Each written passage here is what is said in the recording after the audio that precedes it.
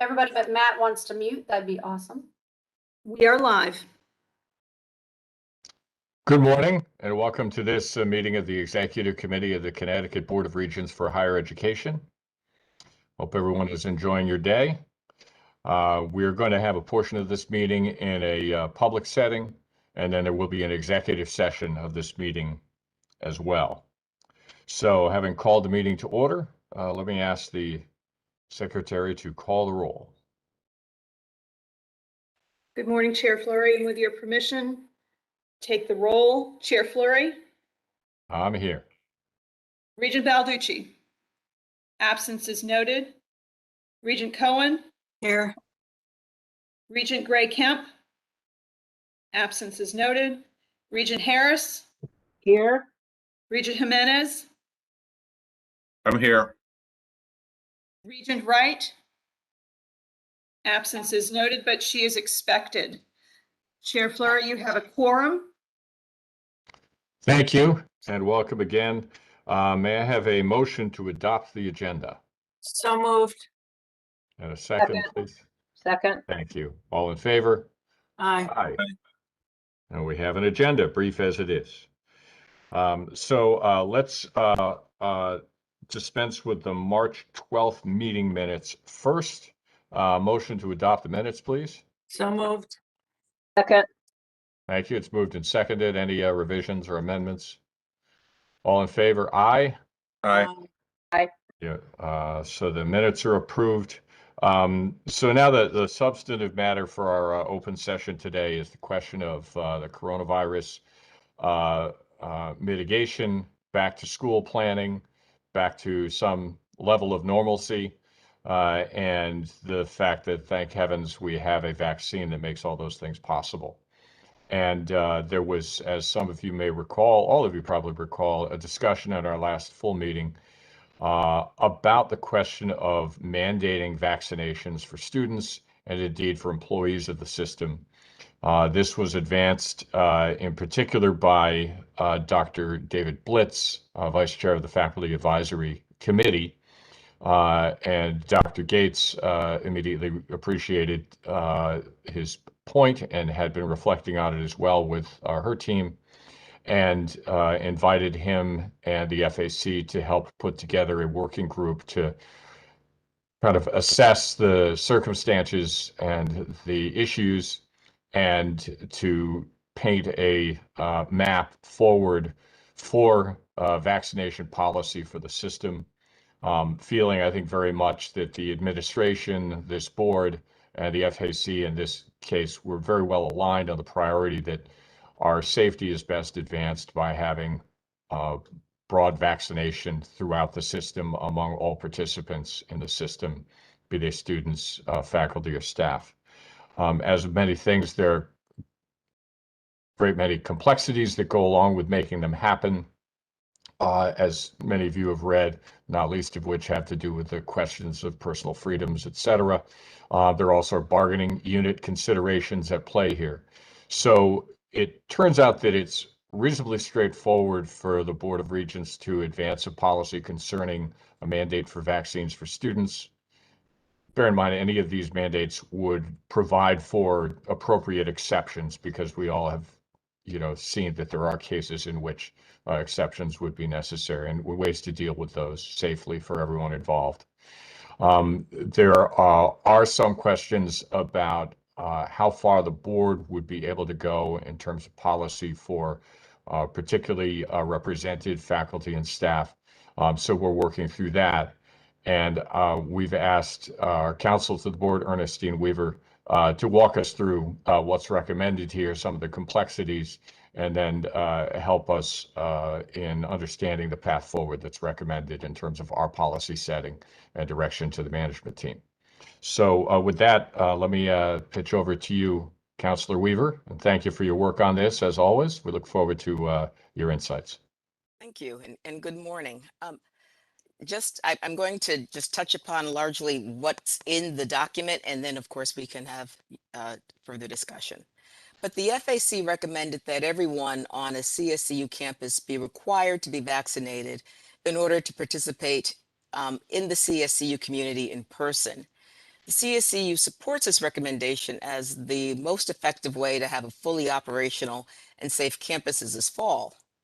However, as mentioned, in order to require unionized employees to be vaccinated, we must receive consent from each of the employee bargaining units, and it was not possible to secure that consent in time for the June board meeting. Therefore, there are two separate actions that the board is asked to take within this item. The first is to address vaccination requirements for students, and the second is to authorize the CSCU president to create processes and procedures to mitigate the COVID-19 spread that may result from the presence of unvaccinated employees, vendors, and visitors on the campuses. So there's actually only one policy before you, and that policy is limited to the immunization requirements for only students. As it's not possible to create a policy requiring vaccination of all employees at the time, the resolution provides a delegation of authority to the CSCU president, such as implementing a requirement that all employees be vaccinated as recommended by the Faculty Advisory Committee, provided that consent is provided by all the bargaining units on the CSCU campus. But it also authorizes the CSCU president to engage in mitigation measures, especially since we are not certain when we would be able to receive the consent that we need to mandate. And those measures would include creating policies that require all employees to be masked at all times while indoors on a BOR controlled property, unless the employee attests to being fully vaccinated, or in addition, creating policies that require all vendors, service providers, and visitors to be masked at all times while on a BOR controlled property. The point is we're trying to address the concern of, until we can get to that level of having the requirement for all employees to do what we can to make sure that all employees are masked and that the campuses are safe. I'm sure you have lots of questions about how this could potentially roll out. So I'm available for that, of course. Thank you, Ernestine. I was indiligent in not recognizing incoming President Cheng. Obviously, he'll walk into the office and contend with these issues, and actually is not formally, is not being paid to be with us yet today, but is engaged. So I'm not attempting to put you on the spot with regard to this policy.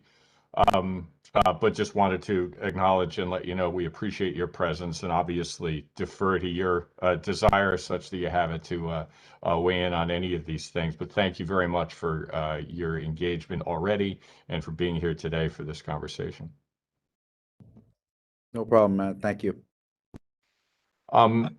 Councilor Weaver, I just wanted to ask, and this is goes to the question of a friendly amendment to the language that was drafted on the resolution. I would propose to my colleagues on the board that we assure that this resolution expresses that the recommendation for a vaccine requirement across the system for employees as well as students is not just that of the FAC, but it was that of this working group, as that of the management team, and is that indeed of the Board of Regents. Recognizing you have issues to work through in terms of implementation of that, and partners to work with to get there, but we should at least, I think, state for the record, assuming the board is willing, that we think that's the right thing to do as well. And I think there must be a way to do that in a way that doesn't cause us to be setting policy. We're basically stating our belief in what is the right thing to do. Yes, I mean, we can of course add that or revise what was the proposed resolution to add a recital to address that intent. Can I just ask my fellow regents whether you'd be comfortable with that? And certainly if you have other questions or recommendations, please weigh in. I'm fine. I think that's great. I agree. Absolutely. Thumbs up.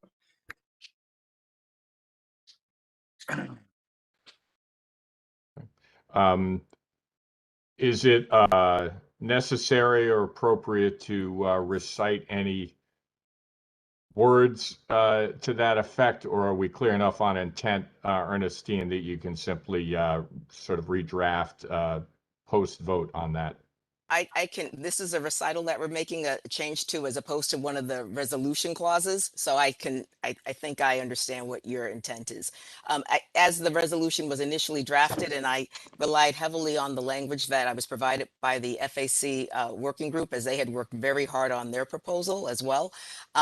I'll add the intent of the board to mirror that. So you cannot add our intent to the resolution? Oh, it will be in the resolution document. I'm Right. just referring to one of the whereas clauses. Right. So you'll do it in the, In one of those therefore be it whereas. resolved part. Yes. Getting really good at this. Better watch out. Okay. Okay. Well, thank you, fellow regents. Any other questions or conversation on this? Chair Fleury, we should read the resolution into the record and get a first and a second before conversation and discussion and questions. Okay, so we've started conversation, discussion, and questions. So that rule was jumped. I apologize. So thanks for allowing us to retract a little bit here. So yes, please. So moved. We have the resolution, and go ahead and read it. Okay, and I will hold Regent Cohen's move on the resolution for just a moment, and we'll read the resolution into the record as it was not part of documentation provided publicly prior to this meeting. This is a resolution concerning policy regarding COVID-19 immunization requirements for students, dated June 24th, 2021. Whereas Interim President Dr. Jane Gates charged a working group of the Faculty Advisory Committee of the Board, the FAC, to consider, among other things, best practices for ensuring the safe reopening of campus, including COVID-19 vaccination requirements. Whereas in the spirit of cooperation, the FAC working group presented a report of its recommendations and its proposed resolution, and in the spirit of cooperation by CSCU staff, various recitals presented by the FAC are reprinted and appear in this document for the purpose of furthering this collaboration for the safety of CSCU campuses.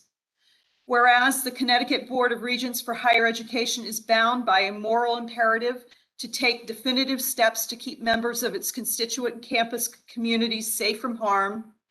Whereas CSCU staff have been meeting regularly with the Governor's Office, the Office of the Attorney General, and the Department of Public Health to understand the policy options and mitigation protocols for CSCU to manage the risk of COVID-19.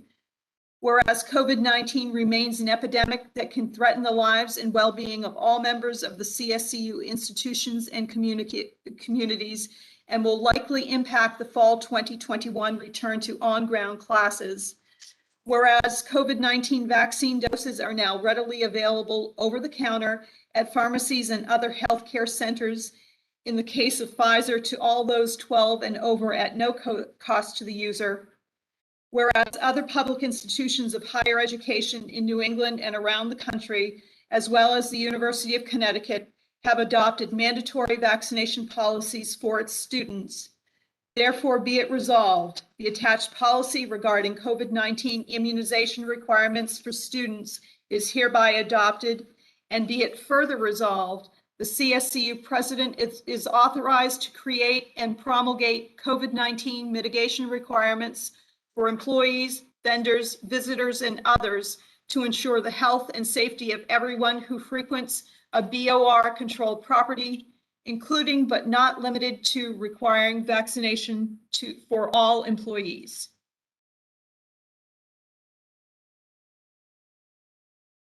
And now we can continue with Regent Cohen's first to adopt the resolution. Let me just ask a question first.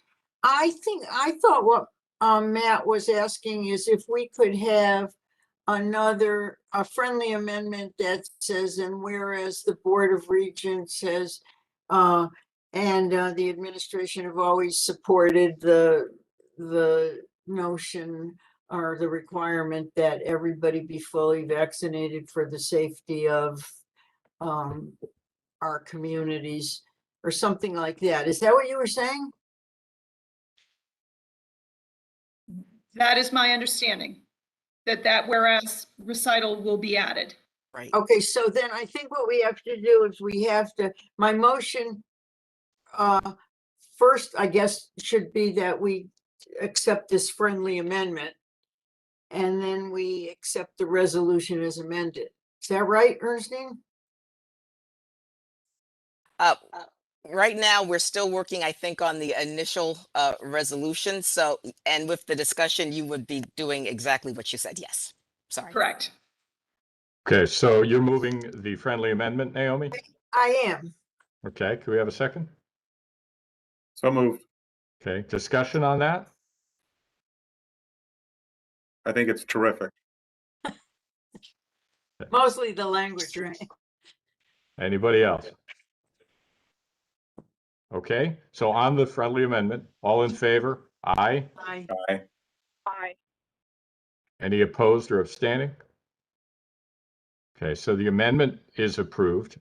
And now, now my Okay. motion is to adopt the resolution as amended. thank you. And is there a Thank you. second? Second. Okay, it's moved and seconded. Any discussion or further questions? All in favor? Aye. I, Aye. Aye. Any opposed or abstaining? Okay, so the resolution with its friendly amendment is approved. Thank you for the work on this. I don't know whether President Gates, you wanted to say anything about this, or if anybody else on the management team wants to, about what's next. We recognize you have a lot of work to do here. Thank you, Chair Fleury. I'm just very pleased that all of us agree that this is a moral obligation and that we have all the constituents, the FAC, and from emails I've read, faculty who are responding to inquiries from the FAC, all in support of ensuring a very safe environment for our constituent units. And I very much appreciated the board's additional statement. Thank you. All right, thank you. Any other comments? Okay. So thank you to the management team for working through this, and to the board for your input and support. And I know it's complex, but we look forward to hopefully determining ways that we can move this forward. All right. So let's see. That wraps up that piece, at least in terms of the easiest part of it, which is the board saying good idea. Thank you again to Dr. Blitz and the FAC for your partnership on this issue. We appreciate it. And the members of the working group, I'm sure, dedicated significant time and mind share to this, and that's extremely helpful as well. Okay, so we are, sorry.